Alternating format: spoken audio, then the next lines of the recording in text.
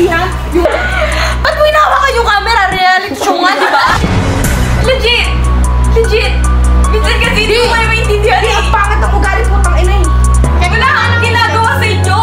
Sabi ko lang na mag-aral na tayo na maayos. Sabi, sigawan ko. Ay, ikaw na sigawan dyan eh.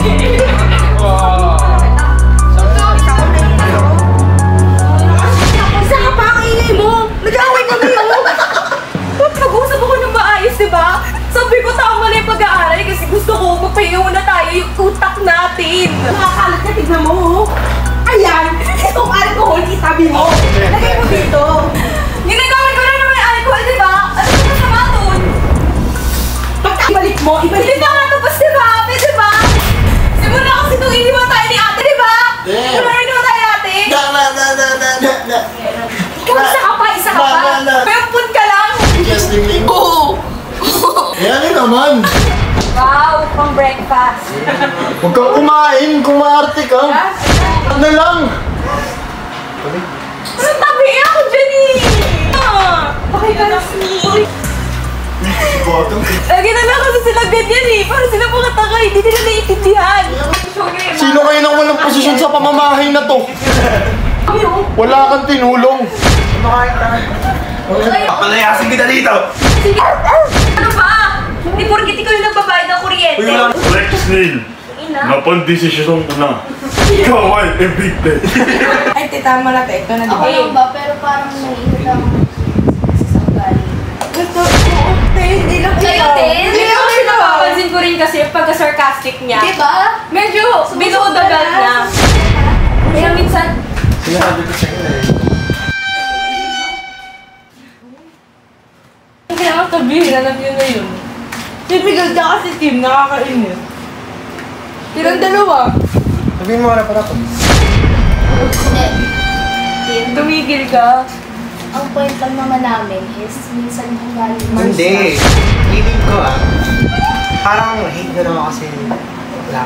Hindi kami ganyang klaseng tao. Di porkit masama yung ugali mo, hindi namin gusto yung pagkatao mo. Wala pang hika.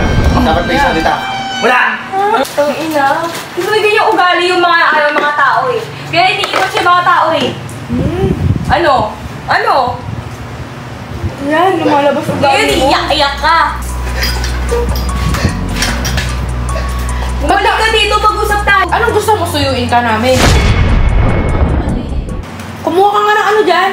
Hey, di porkit bagong rhinoplasty Thank you kasi sobrang natural ng nose ko. Feel niya na ka-rhinoplasty. That's a fucking compliment! Thank you, Rexline, Stephanie, Ancheta Bagang. Ano bang ambag mo? Dami mo sinasabi. Dami mo laging ginagano. Ano bang ambag mo sa bahay na to? Ano bang ambag mo sa bahay na to? Sama na ugali niya. Napaka-maldita niya. Wala naman siyang pinangahawakan. Hindi kasi sila nag-iisip bago sila magsalita. Hindi ako katulad nila. Siguro nga kampi niya yun. Kaya hindi siya nagsalita. Alam nilang nasa same bahay tayo, pero yung nagpabaksaban parang alam mo yun, parang yun talaga yung totoo nila ugali is fake. Lahat kami na nandito sa bahay na to, alam natin kung ano ugali nila. Off-cam, ma. Off-cam. Grabe as in yung ugali nila. Grabe. Pati si ano?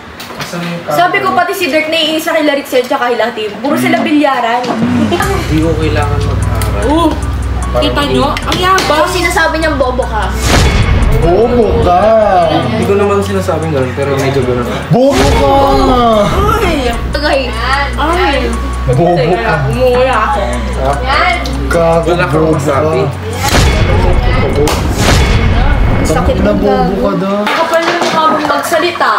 Nakikipag-away ka sa lalaki dahil sa babae. Uy!